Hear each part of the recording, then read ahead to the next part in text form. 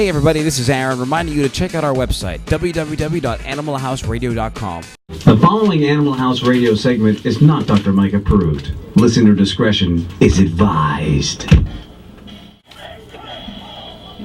Welcome back to Animal House Radio with Aaron and Dr. Mike. Sitting in is Adrienne. The show is brought to you by Hills, www.feedingisbelieving.ca.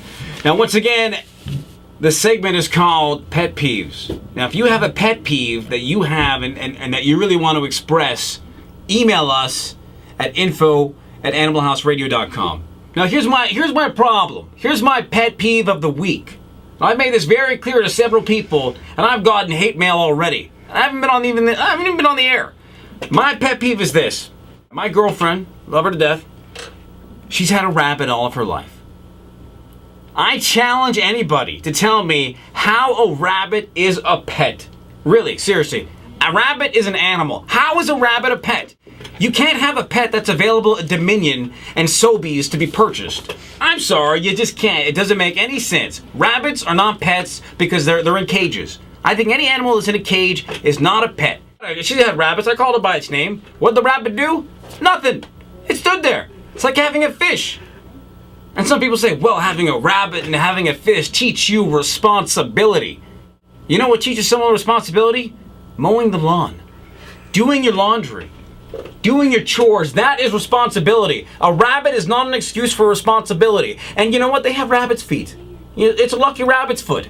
Great. Do we have a lucky tabby toe? Or a lucky Labrador foot? No. Why? Because Labradors and dogs are pets.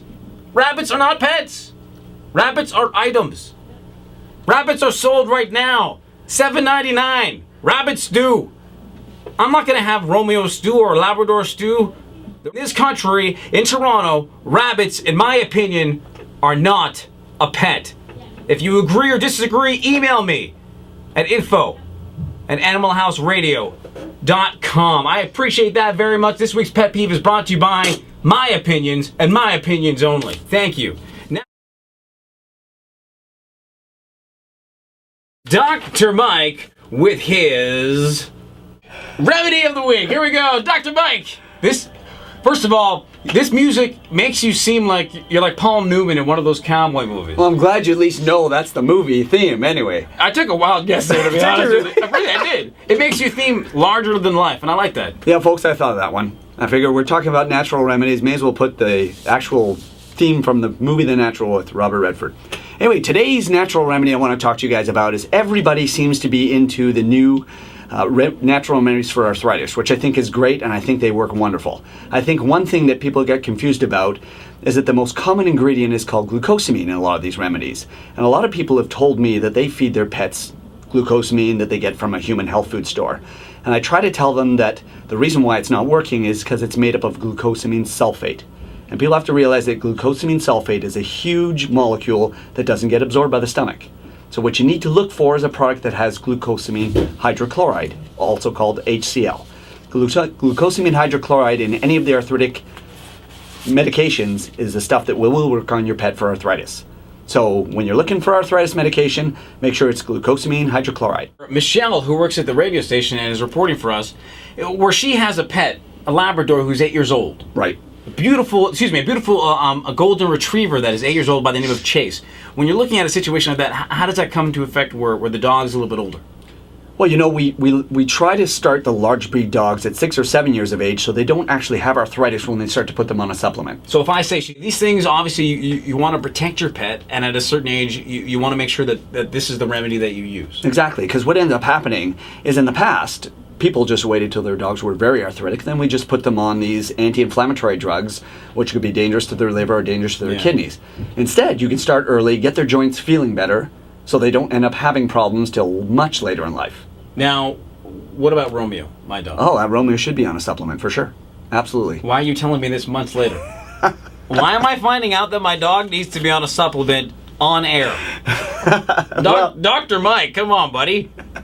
Well, we were discussing Romeo's liver problem when you came in. I wasn't too worried about his arthritis because he's a pretty limber dog. What do you mean limber? Well, he can get around pretty good. I think for a dog his age, honestly, he's in really good shape. He's, 56 years old in human years? How do you determine if a dog is 8 years old, if that means he's 56 or 89 in terms of human age? Well, that's a great question. You know what? Back then in the old days, Thank you. That was a good question. Thank you. the average human lived to 70, and the average dog lived till they were about 7. Really? 10. Sorry. I gotta do my math. That's So they ended up saying that, you know what? The average dog was 7 years for every human year.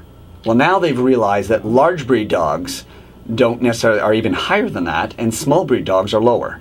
So you'll take a little Chihuahua, and it's almost 4 years for every year, or 5 Wow. years. Whereas a large breed dog, something as huge as a Great Dane, might be as high as 8 or 9 years for 1 year. Kind of fascinating. So that 7 year is kind of like an average. So the average, because I know that the bigger the dog is, the A shorter life they're going to shorter have, for sure. lifespan they Yeah. have. So what would you say is the shortest lifespan animal for a dog because of the size? Absolutely Great Dane. Okay, Great Danes are old at the age of 6.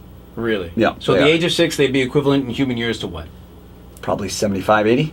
Wow. Yeah. So what's now, I've seen Great Danes live as long as 12, but I'm just saying the average Great Dane doesn't live usually past 10. now what is I'd say the longest dog, the longest living type of dog? Chihuahua. Really? Yeah, And that's those- because they're really small and they're easy to push. They are. On to the Toronto Blue Jays, and you're going to, by the way, listeners, you're going to hear clips next week of the Toronto Blue Jays, courtesy of the Rogers Center and the Toronto Blue Jays, and you're going to hear clips of it's a pretty big mix. The Blue Jays, the players from Vernon Wells, who actually has a tiny little dog. Who, Actually, Vernon Wells has an American Eskimo who is not that tiny a dog. well, I'm making a mistake there. So Vernon Wells didn't have a tiny. Which player had a tiny dog? It was Brandon League. Brandon League, picture of the one of the Toronto's pitchers.